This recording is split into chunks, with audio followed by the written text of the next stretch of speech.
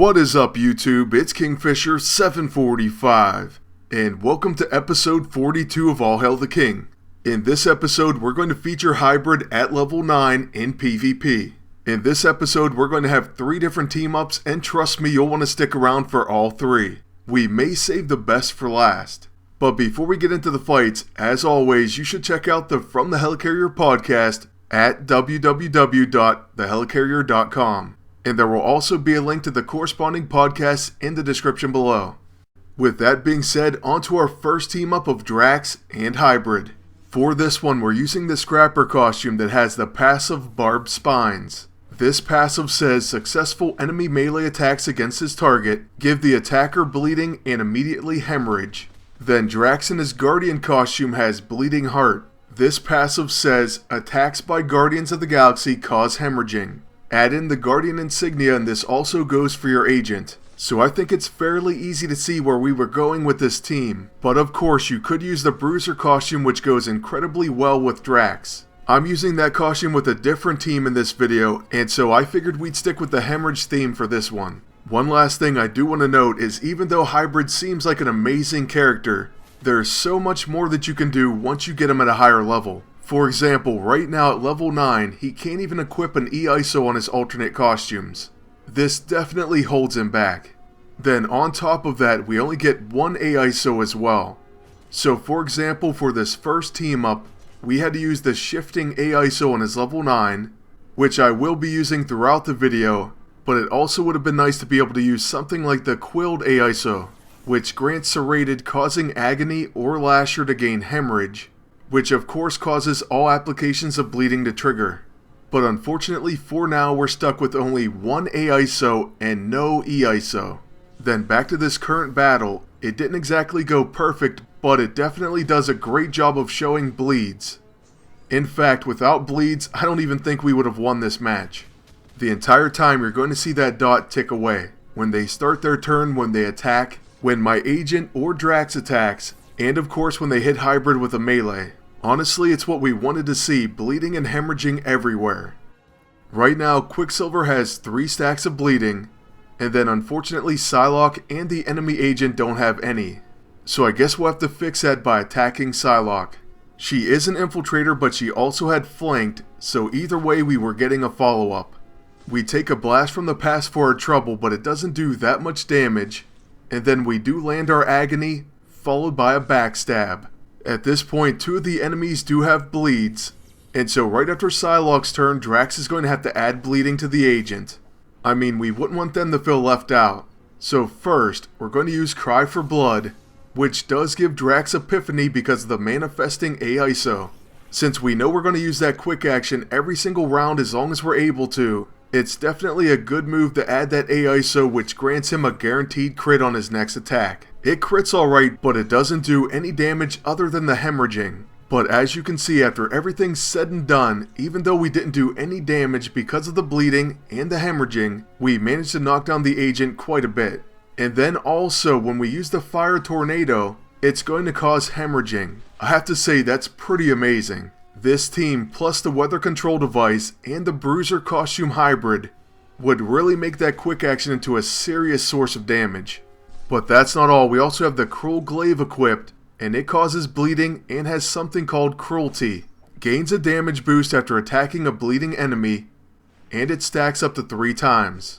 After that attack and the dots, Quicksilver's finally knocked out, and then with Hybrid we're going to attack that infiltrator once again. Her own Cybolt's preemptive attack causes her to bleed, and then after an agony, as well as our follow-up backstab, she's as good as gone. As for the enemy agent, we should easily be able to finish them with Drax's level 9, which by the way can do a ton of damage, even in this level cap tournament. As for this particular Daggerfall, it's going to do 7,000, so not a huge hit, but it is enough. Then moving on to a more interesting and more powerful team up, at least for now, and well, maybe forever, because this is my favorite Hybrid team, though the next one will give it a run for its money. We happen to be facing a very scary and dangerous Null and Quicksilver team. This team up can take someone down before you even know what happened. Luckily, we make it through the beginning, but we're not out of the woods yet. Since the enemy agent has the Mystic Shroud, we're first going to use Warm Zephyr. And then after that, I'm going to use the Blackest Void, that way we can remove it. Not the greatest opening or the one we would hope for, but it could have been worse.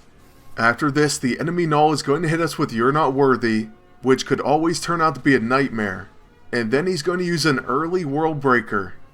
Okay, so with the Mystic Shroud gone, we're going to start by using Lasher. This will place bleeding ×3 on the entire enemy team, and it's going to flank them because of the shifting AISO. Then after the enemy uses Dragon's Foot, we're going to counter with Bloodletting because he did have Fumbling. Fumbling is just another amazing aspect to Lasher. It says single target attacks provoke a counterattack. Then we also get to use I Am the Cure, which really debuffs the enemy team. It has Opportunist, Webbed, a 60% chance to depower, and a 30% chance to remove a buff. And by the way, I should have mentioned that we did get to place the Genetic Memory and Powered Iso-8 on Anti-Venom. Remember, our hybrid in his alternate costume doesn't have his E-ISO slot yet, but this also can be equipped to Anti-Venom and Agent Venom. And what it does is grant Symbiotic Synergy. All allies with the symbiote gain an increase to accuracy, attack, defense, and evasion. Alright, and after using the Fire Tornado with our agent, we're going to use Momentary Advantage, followed by the X-Oblivion, and then the No Mercy on the enemy agent. At this point he is heavily debuffed, and this should do quite a bit of damage, plus a flanked follow-up. And by the way, we're not worried about Null because once he's exhausted, he's going to use You're Not Worthy, and that will be the end of his turn. That's part of the reason why after the beginning, he's usually not that formidable, at least on defense, assuming that you can keep him exhausted. In fact, we're going to save him for last, and go after Quicksilver right now with a level 6 Crusade. This attack is going to do a lot of damage, as you can see over 72,000. Now that's an epic overkill.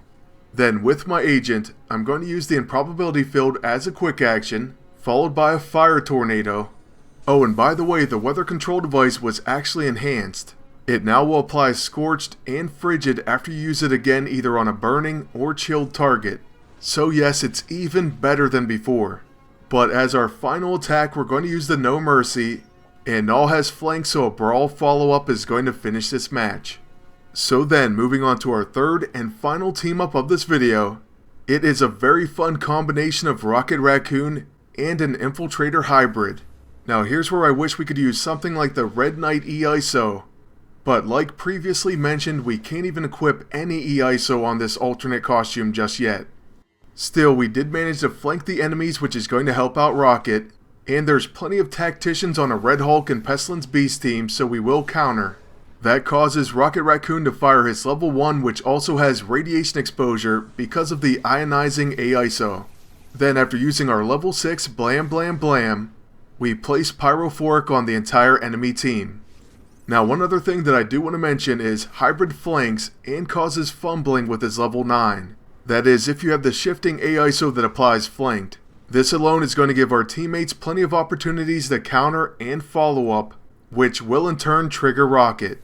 Then with my agent I'm using the Safeguard Scrapper suit, and this also works out pretty nicely with this team. Of course it would go even better if there was an enemy infiltrator. Then as you can see, Fire Tornado is going to cause Pyrophoric to trigger on all the enemies. And lastly, we're using the farmable Blind Justice to further enhance this team. This weapon has one for all, so attacks have a chance to cause allies to join in on single target attacks. And all for one. Allies have a chance to retaliate when an ally is hit by single target attacks. Plus it put on a very nice hit, and with our follow-up we actually take out the enemy agent. I have to say, that surprised me, I didn't expect that. So with their agent dead and their team below 50% HP, or at least right around there, we should easily be able to win this match. And with Hybrid, we're going to attack Pestilence Beast. We do get the follow-up attack because he is flanked. This triggers Rocket, and then that triggers Pyrophoric. But that's not all, Blind Justice kicks in, and our agent takes down Pestilence Beast. So obviously this team is quite impressive, and it's not even fully set up yet. So I can't wait until Hybrid is at level 14. What I think I'll do is revisit these teams, and I'll make a full setup video as well. So let me know if that's something you'd like to see in the comment section below. Also, please leave a like and subscribe. Thank you all for watching, and until next time, good luck and take care.